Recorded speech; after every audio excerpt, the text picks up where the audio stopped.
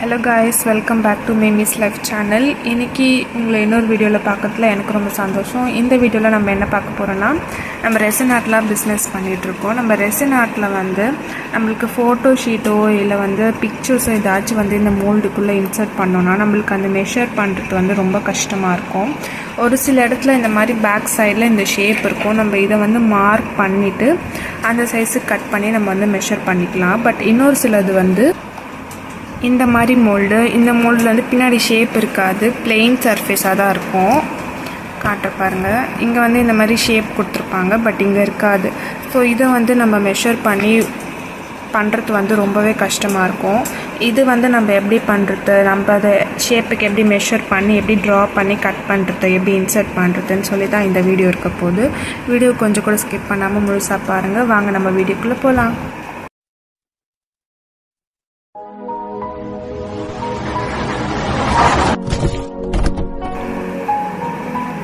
நான் இது ஒரு வாட்டி தான் ட்ரை பண்ணேன். இப்போ ஃபஸ்ட் டைம் இந்த மாதிரி இந்த பிடிஎஸ் பிக்சர்ஸ் இன்சர்ட் பண்ணுறது.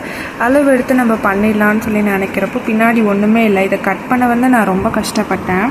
ஸோ இந்த ஷேப்பெல்லாம் இந்த மாதிரி இருக்கும், பட் இதுவுமே ஓகே தான். பட் இதை கட் பண்ண நான் ரொம்ப கஷ்டப்பட்டேன். அப்போ தான் எனக்கு எப்படி பண்ணலாம் அப்படின்னு யோசிக்கிறப்ப தான் நம்மக்கிட்ட ஓஹெச்பி ஷீட் இருக்குது. ஓஹெச்பி ஷீட்டை இல்லைனா இது டிரான்ஸ்பரண்ட் ஷீட் அப்படின்னு சொல்லுவாங்க. இந்த ஷீட்டை நம்ம யூஸ் பண்ணுறது ரொம்பவே யூஸ்ஃபுல்லாக இருக்கும். அதுக்கு நம்ம என்ன பண்ணோன்னா, முதல்ல இந்த ஷீட்டை இந்த மோல்டுக்கு மேலே வச்சு இதை நம்ம அப்படியே ட்ரேஸ் பண்ணி எடுத்துக்கலாம். நம்ம பிளாக் மார்க்கர் யூஸ் பண்ணுங்கள். ஸோ அது அழியாமல் இருக்கும். என்கிட்ட இப்போ காணாமல் போயிட்டதுனால நான் ஸ்கெட்ச் யூஸ் பண்ணியிருக்கேன். ஸோ இதில் வரைஞ்சிட்டு நம்ம காஞ்சதுக்கப்புறம் இன்னொரு லைன் கூட அவுட்லைன் போட்டுக்கலாம். ஸோ இதை வச்சு ட்ரேஸ் பண்ணிக்கலாம்.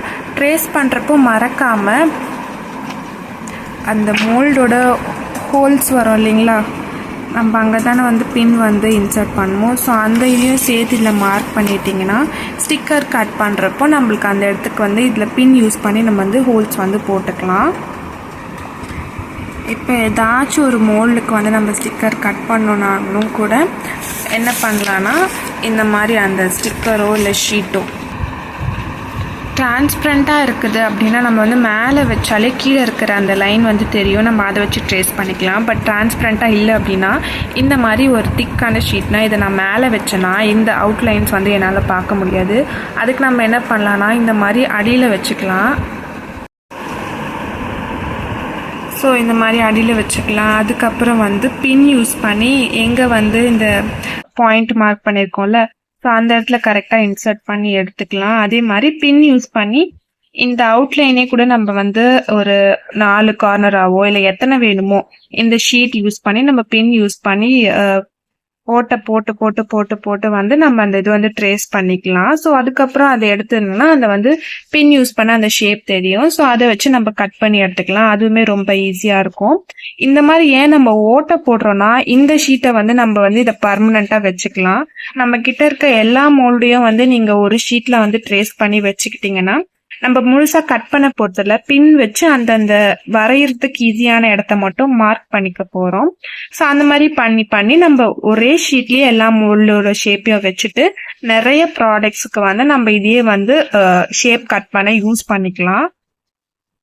ஸோ அதுக்காக தான் இந்த மாதிரி ஒரு ஷீட்ல உங்களோட எல்லா பொருளையுமே எல்லா மோல்டோட ஷேப்பையும் நீங்க ட்ரேஸ் பண்ணி வச்சுக்கோங்க. தேவைப்படுறப்போ நம்ம பண்ணிக்கலாம்.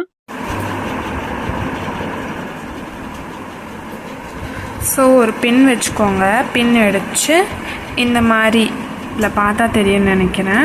இப்போ இது ஸ்கொயருங்கிறதுனால நான் 4 இடத்துலையும் ஹோல் போட்டிருக்கேன். ஹோல் போட்டு இந்த சென்டர்லேயும் ஹோல் போட்டிருக்கேன். இப்போ இதே இது எனக்கு வேண்டிய ஸ்டிக்கரை நான் அடியில் வச்சுக்கிறேன்.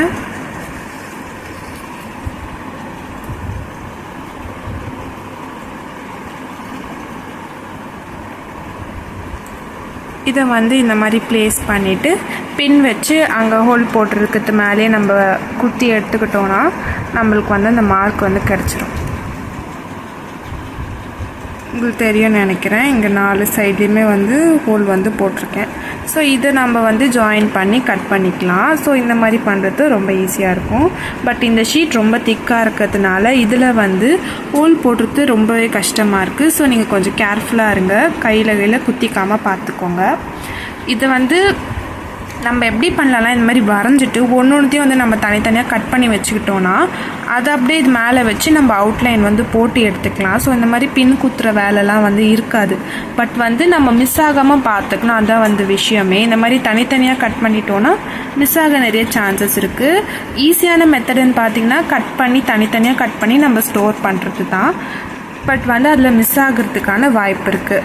இந்த மாதிரி பின் குத்துறது வந்து கஷ்டமானது, பட் அது வந்து மிஸ் ஆகாது. ஸோ உங்களுக்கு ஏற்ற மாதிரி நீங்கள் ஃபாலோ பண்ணிக்கலாம். இப்போது மெஷர் பண்ணதை வச்சு நான் கட் பண்ணி எடுத்துக்கிட்டேன்.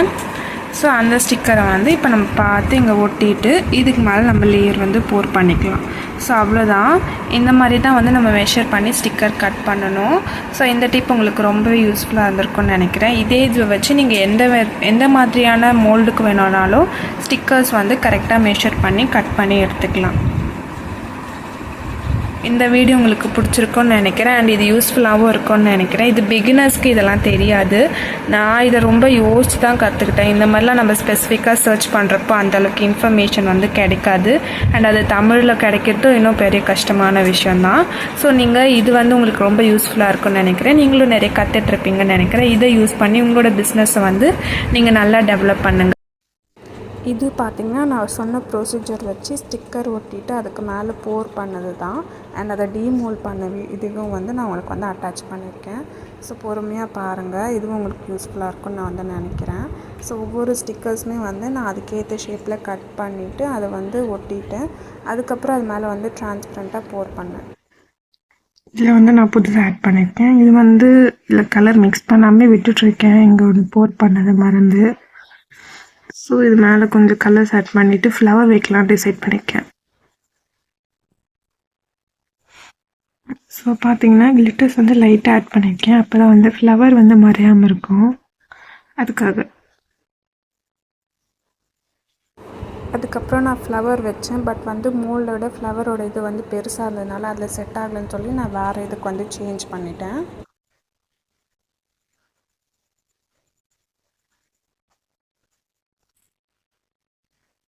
கீ செயின் கூட வந்து அட்டாச் பண்ண குட்டி குட்டியாக சாம்ஸ் வந்து தேவைப்படும்னு சொல்லி அதை தான் இதெல்லாம் வந்து நான் பண்ணியிருந்தேன். இதெல்லாம் உங்களுக்கு ஒரு ஐடியாக்காக தான் காட்டுறேன்.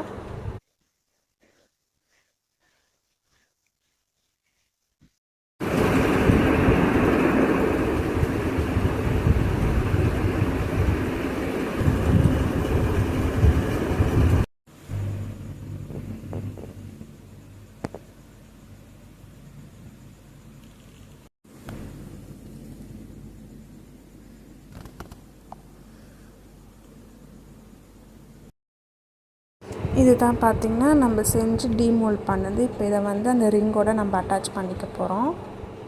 ஸோ இது ஒன் சைடு பார்த்திங்கன்னா வந்து இந்த மாதிரி கலர்ஃபுல்லாக கிளிட்டர்ஸ் வச்ச மாதிரியும், இன்னொரு சைடு பார்த்திங்கன்னா வந்து ஃபோட்டோஸ் வந்து அட்டாச் பண்ண மாதிரியும். இது வந்து 2 லேயர் கீ செயின். உங்களுக்கும் இந்த மாதிரி தேவைன்னா நீங்கள் என்னோடய நம்பருக்கு காண்டாக்ட் பண்ணி உங்களோட ஆர்டர் வந்து ப்ளேஸ் பண்ணிக்கலாம். தேங்க்ஸ் ஃபார் வாட்சிங்.